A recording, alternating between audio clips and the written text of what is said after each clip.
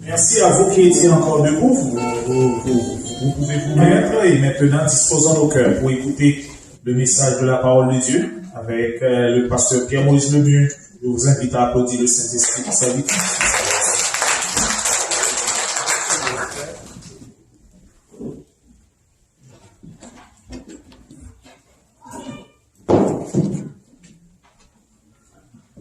Que la paix de Dieu vous soit. Amen. Nous disons merci à Dieu pour ce privilège qu'il nous donne ce matin de parler en son nom. C'est toujours un plaisir, c'est toujours un grand joie. Une joie à nul autre pareil parce que Dieu a fait pour nous de grandes choses. Donc nous sommes dans la joie. Nous venons de chanter contre les bienfaits de Dieu. Et mets-les tous devant tes yeux, tu verras en adorant combien le nombre en est grand. Donc oui, le Seigneur a fait pour chacun de nous de grandes choses. Nous disons merci à Dieu pour l'opportunité qu'il me donne de prendre la parole pour la première fois en pleine capacité et ce que nous attendons tellement si longtemps. Donc, Dieu nous a fait grâce et j'espère que ça soit ainsi jusqu'à ce que le Seigneur soit de retour. Et nous l'espérons, nous le demandons à Dieu et nous attendons que le Seigneur nous montre, il entend nos cris et nous donne la réponse. Et nous ne souhaitons pas retourner aux deux cultes. Je me sens vraiment bien de voir toutes mes soeurs, tous mes frères pour adorer le Seigneur ensemble. Sois béni ce matin à travers le message de la parole de Dieu. Je vous invite à ouvrir vos Bibles avec moi dans l'évangile de Luc.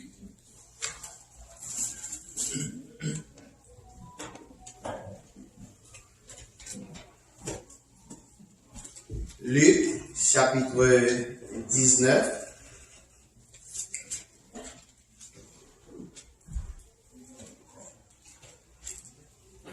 Du 28e verset au 40e verset. Luc, chapitre 19, verset 28 jusqu'au verset 40. Après avoir ainsi parlé, Jésus marcha devant la foule pour monter à Jérusalem. Lorsqu'il approcha de Bethphagée, de Béthanie, vers la montagne appelée montagne des Oliviers, Jésus envoya deux de ses disciples en disant: allez au village qui est en face.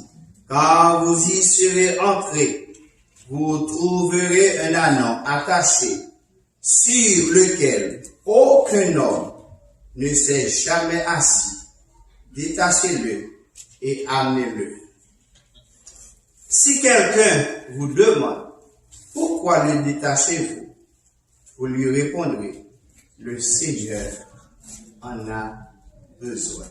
Le Seigneur en a besoin.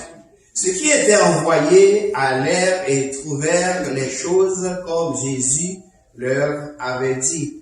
Comme ils détachaient l'ânon, et ses maîtres leur dirent: pourquoi détachez-vous l'ânon?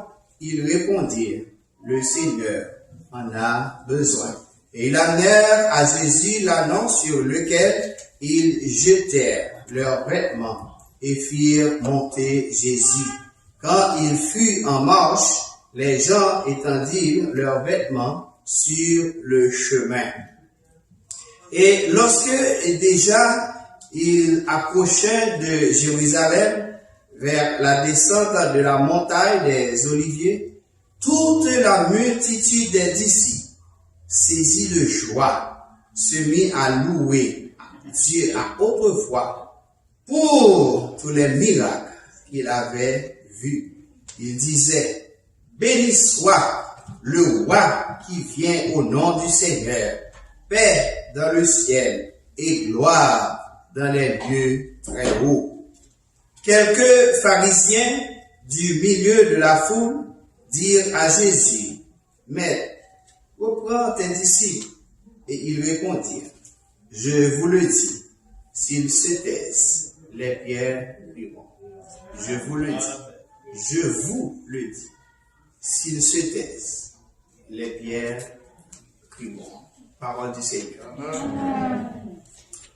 Mes frères et sœurs, nous sommes vraiment dans la joie. Comme venait de dire le pasteur Dumais dans son introduction, c'est la rentrée triomphale de Jésus à Jérusalem. Jésus va préparer cette semaine avec joie et douleur également. Le Jésus humain va connaître des moments difficiles. Mais notre réflexion doit se pencher tout de suite pour dire c'est pour moi. C'est à cause de moi. La première réflexion, toute cette semaine, c'est à cause de moi. À cause de moi. Mes frères et sœurs, notre sujet pour ce matin, une entrée obligatoire pour rassurer la victoire. Une entrée obligatoire pour rassurer la victoire. Donc, si l'entrée est obligatoire, Jésus n'a pas de choix. Il ne peut pas éviter ce que le Seigneur, l'Éternel Dieu, lui a confié comme mission. Mes frères et sœurs, selon les écrits, plus particulièrement les évangiles, aujourd'hui nous rappellent grandement la rentrée triomphale de Jésus à Jérusalem.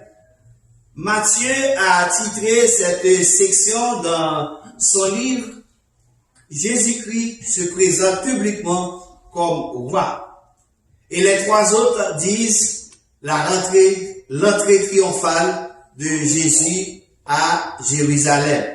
Seulement Matthieu qui parle de Christ qui se présente publiquement comme roi. Et les trois autres parlent de l'entrée triomphale de Jésus à Jérusalem. C'est ainsi qu'ils ont titré leur épître. Leurs évangiles, disons mieux. Mes frères et sœurs, ces épîtres-là nous montrent comment et combien cet événement est important. Ces épîtres-là nous montrent comment et combien que les Juifs attendaient la venue du Messie. Le Messie tant attendu. Cette entrée de Jésus à Jérusalem, mes frères et sœurs, a beaucoup coûté à Dieu. A beaucoup coûté à Dieu. Pour que nous soyons, un, ce que nous sommes, deux, où nous sommes. Ça a pris Dieu du temps, un long parcours. Ça a pris Dieu son savoir. Regardez bien, souvent il dit, Dieu dit, puis il dit, puis il dit, ainsi parle l'Éternel, pour aboutir à cette entrée qui va accoucher ce que nous appelons la crucifixion, la résurrection et l'ensevelissement de Jésus-Christ. Mes frères et sœurs, en dernier lieu, ça a coûté Dieu son amour profond, pur, sans tache, et sa fidélité. Donc, si vous regardez bien autour de ce texte, vous allez voir l'amour de Dieu est en évidence et sa fidélité également est en évidence. Donc, l'amour et la fidélité de Dieu apparaissent clairement dans le trajet de Jésus, dans le trajectoire de Jésus, dans son rentrée à Jérusalem. Mes frères et sœurs, ce matin, l'une des choses qui fait que Jésus est obligé d'entrer à Jérusalem, c'est parce qu'après la chute de nos premiers parents, la promesse a été faite. Puisque la promesse a été faite, il faut que cette promesse soit accomplie. Et si cette promesse n'est pas accomplie, nous n'avons pas un Dieu de vérité là. Nous avons un Dieu qui ment. Il faut que la promesse soit accomplie. Quelle promesse? La promesse de Genèse 3, le verset 15, après la chute de nos premiers parents, Dieu dit, Si vous regardez bien Genèse 3, le verset 15, c'est là que se trouve la promesse. Mes frères et sœurs, pourquoi je vous dis que sans l'accomplissement de cette promesse, Dieu est un menteur? C'est parce que nous voyons clairement que la Bible nous a montré non, que Dieu n'est pas un homme pour mentir. Ce que sa bouche a dit, sa main l'accomplira. Et ceci, Dieu n'a pas de temps pour l'homme lui donner de pression, mais Dieu a fixé son temps selon sa propre volonté. Selon sa propre volonté. Il est maître de son temps. Il est maître de sa volonté. Il est maître de son projet. Il est maître de tout et de tout. Personne ne peut lui impressionner. C'est à lui d'agir en son temps. Amen. Amen. Mes frères et sœurs, l'homme a eu ses sentences. Et Satan qui a tenté nos premiers parents a eu également ses sentences. C'est pourquoi la promesse, c'était le verset 21. Alors, il commença à leur dire, aujourd'hui, cette parole de l'écriture, l'Église, cette parole de l'écriture que vous venez d'entendre est accomplie. Ce que les prophètes ont annoncé est accompli. Ça nous est soif là, accompli. C'est vrai que les gens étaient fâchés. Ils étaient boudés, ils dit mais non, c'est Messia qui est pour venir, pour accomplir. Et les gens fâchés, ils sont sortis de la vie de Jésus. Et intelligemment, ils filent l'école, ils retirent l'école sur eux. Ça, c'est le premier accomplissement. Parce que tout le monde ouais. Maintenant, mes frères et sœurs, nous disons que il continue le ministère. Pour terminer. Dans Luc 9, le verset 44, Jésus dit, écoute bien ceci. Le Fils de l'homme doit être livré entre les mains des hommes. Dans Luc 22, du verset 1er au verset 6, Judas a trahi Jésus. Dans Luc 39, verset 46, Jésus en agonie à Gethsémane. Dans Luc 23, le verset 20, il criait, crucifie-le, crucifie-le. Et on le crucifie. Dans Jean 19, le verset 30, Jésus dit ceci. Tout est accompli. Le premier accomplissement, c'est qu'il est venu. Il est entré à Jérusalem. Il a fait son parcours ministériel. Et on nous dit, Jésus dit, tout est accompli. Et lorsque Jésus dit tout est accompli, mes frères et sœurs, il faut comprendre clairement que le triomphe est possible pour qui lui à genoux. Ou qu'on victoire marcher nous, mais rester sous genou devant le trône. Ou qu'on victoire préparé, rester sous genou, mes frères et sœurs. Et dans Luc 23, le verset 46, il dit ceci, Père, je remets mon esprit entre tes mains. En disant cela, en disant ces paroles, il expira. Dans Luc 24, verset 6 au verset 7, Jésus est ressuscité. Et la victoire est assurée. Jésus mourit, Jésus ressuscité. Lorsque nous dit qu'il est obligatoire pour rassurer la victoire. Jésus mourit, il ressuscite, il est ressuscité. Donc il était obligatoire pour Jésus rentrer Jérusalem. Il était obligatoire pour lui rendre que parcours ça, il était des hauts et des bas, il était souffri là-dedans.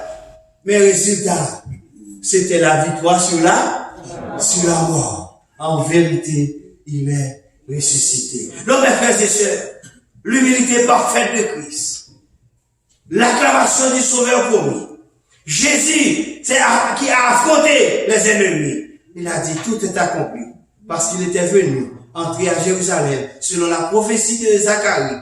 Tout est accompli parce qu'il est mort et ressuscité. Il est mort et ressuscité. Une entrée obligatoire pour rassurer la victoire, et la victoire n'était autre que mourir, ressusciter pour garantir notre salut, pour nous rendre libres, pour nous rendre à l'aise ce matin, pour chanter Hosanna, Hosanna, le plus haut des cieux. Que le Seigneur vous bénisse ce matin. Amen. Marchons unis. Sous Chanel, ça nous apprend nous un paquet de bagailles. Comment pour faire cob, pour gérer santé, pour gérer relations, famille, amis, et tout l'autre yo. Pour poser formation et information même, c'est la cause de chita. Pas oublier abonner et puis activer la petite cloche là, comme ça, vous pas perdre une vidéo nous.